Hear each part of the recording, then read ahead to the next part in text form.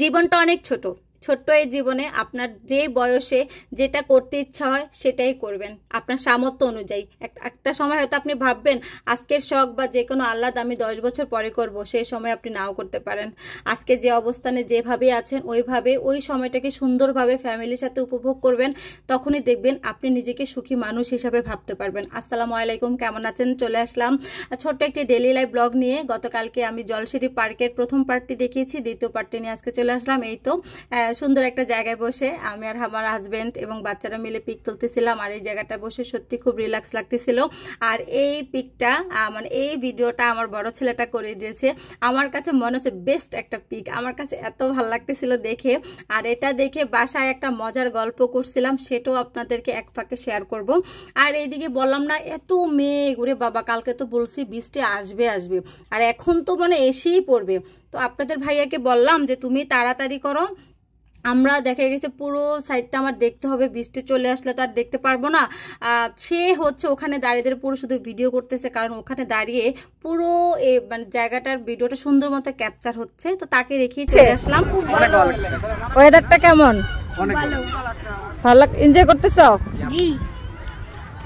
তো আমার দুই ছেলেকে জিজ্ঞেস করলাম বাবা তোমাদের কাছে কেমন লাগতেছে, তো তারা বলতেছে যে আমাদের কাছে ভালো লাগতেছে। তো এইদিকে আরেকটু সুন্দর একটা জায়গা, তো এখানে বসলাম। আর যে কোনো একটা সুন্দর জায়গায় দেখবেন সবাই আসে পিক তুলতে চায়, ঠিক।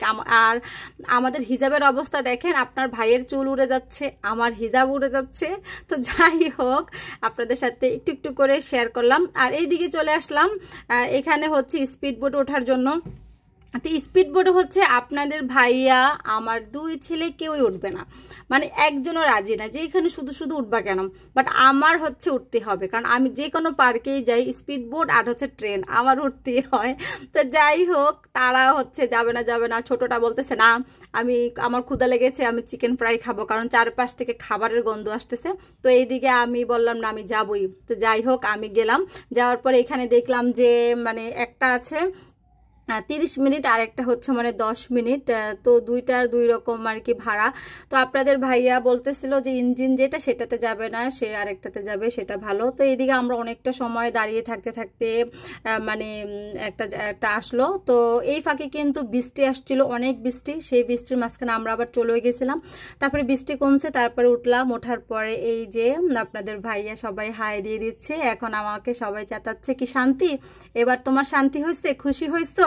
আর এখানে সিরিয়াল দিয়ে প্রায় 1 ঘন্টার মতো দাঁড়িয়েছিলাম, সেগুলো তো আর আপনাদেরকে দেখাই নাই।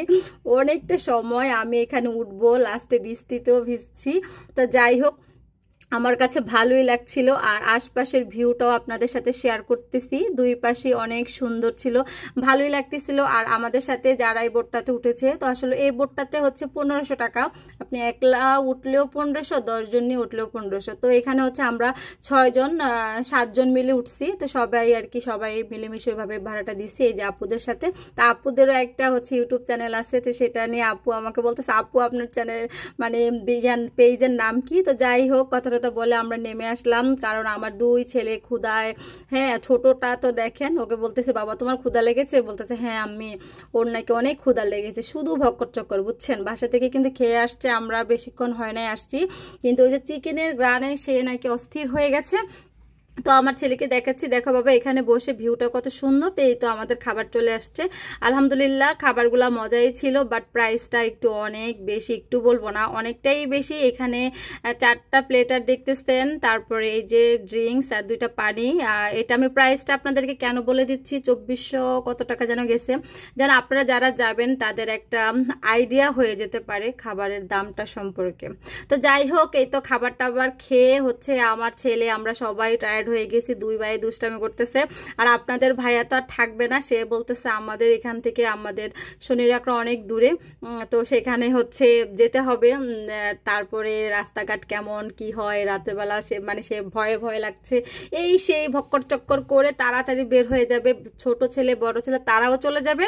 হ্যাঁ, আমার কিন্তু ভাল লাগতেছিল, আমি ওইটার ভিতরে থাকবো আরো কিছুটা সময়।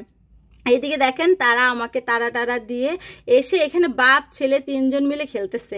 এখন আমি ভিডিও করতেছি, এখন 3জনই রেগে গেছে, বলছে এটাও কি ভিডিও করা লাগে তোমার?